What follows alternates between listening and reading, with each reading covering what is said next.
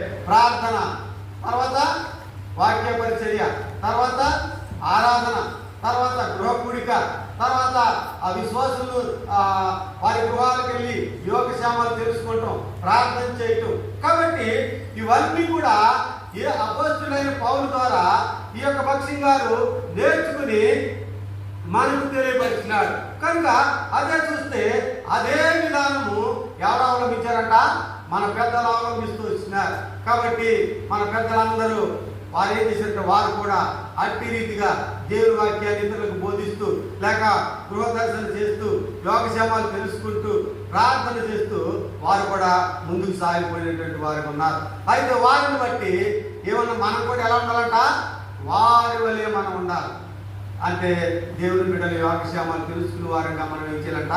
ప్రతి దినము ప్రార్థన చేసేవారం ఉండాలి. కాబట్టి శుక్రవారము ఒక సంఘం